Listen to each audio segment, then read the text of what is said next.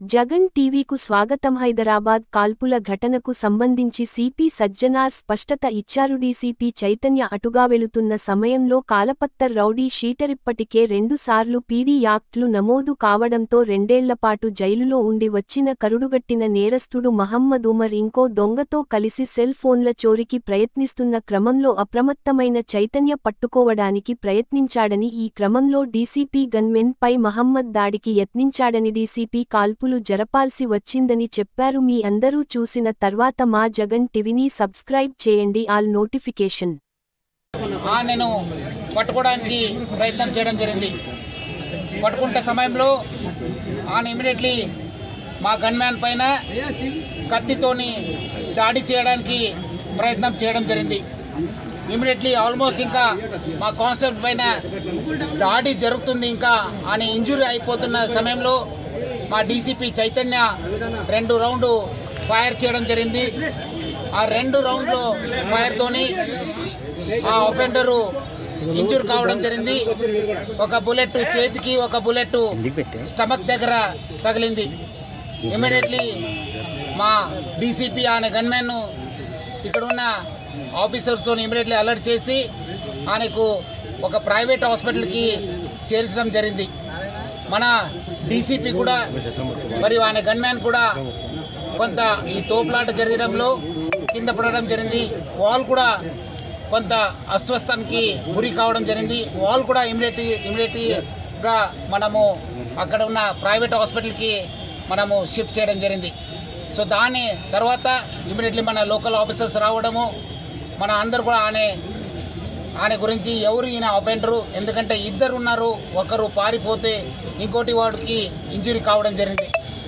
ఆ ఇంజురీ అయిన పర్సన్ను మొహమ్మద్ ఉమర్ అన్సారీ అని చెప్పి తెలిసింది. ఆయన నేటివ్ ఆఫ్ కామాటిపూరా, బట్ ఆయన రౌడీ షీటు కాలపత్తర్లో మనము ఓపెన్ చేయడం జరిగింది. దాదాపు 20 ఆఫెన్సెస్లో ఆయన పైన కేసెస్ బుక్ కావడం జరిగింది. 2 సార్లు ఆయన పైన పీడీ కూడా మనము ప్రయోగించడం జరిగింది. సో ఈ ఒక 2 పీడీ వల్ల దాదాపు 2 సంవత్సరము జైల్లో కూడా ఉండడం జరిగింది. అంతకుముందు కూడా చాలా ఇలాంటి మన ప్రాపర్టీ అఫెన్సెస్లో, అది కాకుండా ఎక్స్టార్షన్, కొన్ని చోట్ల వెపన్స్తో కూడా ఈ నైఫ్ డ్యాగర్ కూడా దాని దగ్గర నుంచి కూడా దొరకడం జరిగింది. సో ఈ ఒక సంఘటనలో ఇమీడియట్లీ మన పోలీస్ ఆఫీసర్స్ వచ్చి ఈ ఒక ఏరియాను కూడా మనము సెక్యూర్ చేయడం జరిగింది. మనము ఇంకోటి అఫెండర్ కోసం కూడా మనము పట్టుకోవడానికి కూడా మా టీమ్స్ కూడా పంపడం జరిగింది. సార్ ఎక్కడ అసలు ఎక్కడ చోరీ చేసినట్లు మీరు గుర్తించారు సార్? ఇక్కడ నుంచి చేజింగ్ చేసుకుంటూ వచ్చి ఇక్కడ ఆయనకు ఫైరింగ్ కావడం జరిగింది. సార్ మొబైల్ ఎక్కడ జరిగింది, ఎక్కడ సార్? అదే లేదు, ఐ థింక్ ఆఫెన్స్ కోసం వచ్చినట్లు ఉన్నారు. ఆ టైంలోనే మన డీసీపీ ఇక్కడ ఈ దారిలో వెళ్తున్న సమయంలో ఆయన నేరంకి పాల్గొంటున్నారని చెప్పి కనిపించిన తర్వాత మన వాళ్ళు డీసీపీ గన్మ్యాన్ వెహికల్ నుంచి దిగి పట్టుకోవడానికి ప్రయత్నం చేయడం జరిగింది. కావలేదు కానీ కొంచెం నెక్ దగ్గర, స్టమక్ దగ్గర, కాలు దగ్గర కొంత దెబ్బ తగిలినట్లు మన డాక్టర్స్ గుర్తించారు. ఇమీడియట్లీ అందుకు వాళ్ళకి స్కానింగ్ అంతా ఎక్స్రే తీయండి అని చెప్పి మనము చెప్పడం జరిగింది. డీసీపీ గారు బాగానే ఉన్నారు, మన గన్మ్యాన్ కూడా బాగానే ఉన్నారు. సో మనము వాళ్ళిద్దరు కూడా, ఎందుకంటే లోపల కూడా ఇంజరీ అయి ఉంటామని చెప్పి డాక్టర్స్ కూడా అనుమానం చేశారు. అందుకు వాళ్ళకి మొత్తము స్కాన్ ప్లస్ వాళ్ళకి ఎక్స్రే తీయని చెప్పి చెప్పడం జరిగింది.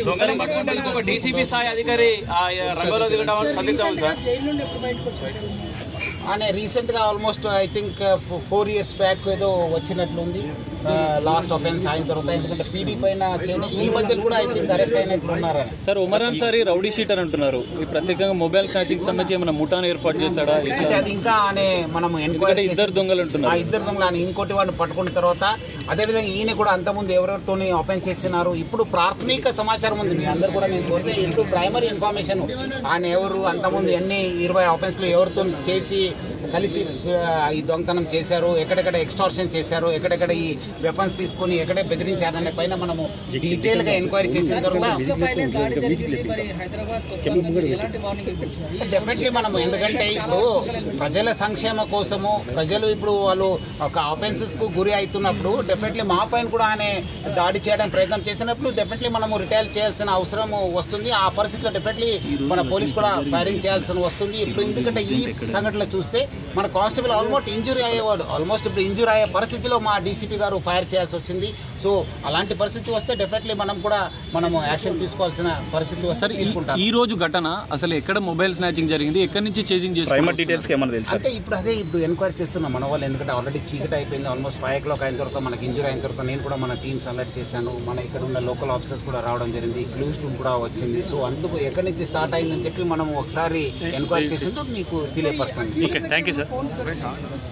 అది అక్యూజ్ దగ్గర దొరకలేదు, అది చూడాలి, ఎందుకంటే అది బాగా ఏరియాలో అని అక్కడి నుంచి ఇక్కడ తిరుగుకుంటూ వచ్చారు కదా, డెఫినెట్లీ ఎక్కడో పడి ఉంటుంది. డెఫినెట్లీ మనము అది రికవర్ చేయడానికి ప్రయత్నం చేస్తాం. సార్, హైదరాబాద్ సిపిగా మీరు ఎట్లా స్నాచర్లకు ఎలాంటి హెచ్చరిక చెప్తున్నారు? డెఫినెట్లీ మనము ఇప్పుడు చూస్తుంటారు కదా, ఎక్కడైనా ఇలాంటి చైన్ స్నాచింగ్ కావచ్చు, ఇలా ఎక్కడైనా ఇలాంటి మొబైల్ టైప్ ఆఫెన్స్ చేసిన ప్రయత్నం చేసినప్పుడు, అదేవిధంగా ప్రజలను బెదిరించడానికి ప్రయత్నం చేసినప్పుడు, లేదంటే ప్రజలపైన వచ్చినప్పుడు డెఫినెట్లీ చట్టం తన పని చేయాల్సి వస్తుంది.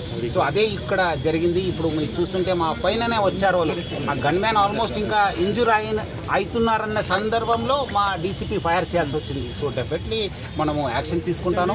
ప్రజల సంక్షేమ కోసము, ప్రజల ఒక భద్రత కోసము పోలీస్ ఎప్పుడు కూడా వెంట ఉంటుంది. హైదరాబాద్ పోలీస్కి మంచి చాలా గొప్ప చరిత్ర ఉంది. డెఫినెట్లీ అది కాపాడుకోవడానికి, ప్రజలు కూడా సురక్షిత ఉండడానికి అన్ని చర్యలు కూడా మనం తీసుకోవడం జరుగుతుంది. చాలా వరకు కూడా పోలీసులు, టాస్క్ ఫోర్స్ పోలీసులు, ఆఫీసర్స్ కూడా ఇలాంటి కేసులు వెళ్ళినప్పుడు కూడా దాడులు జరుగుతూ ఉంటాయి. సో ఇప్పుడు ఏమైనా వెపన్స్ ఇచ్చే అవకాశం ఉంటుందా మీ మేరకు? డెఫినెట్లీ ఎక్కడెక్కడ అవసరం ఉంది మా వాళ్ళ దగ్గర వెపన్స్ ఉన్నాము, మనము ఆల్రెడీ యాక్షన్ కూడా తీసుకోవడం జరుగుతుంది.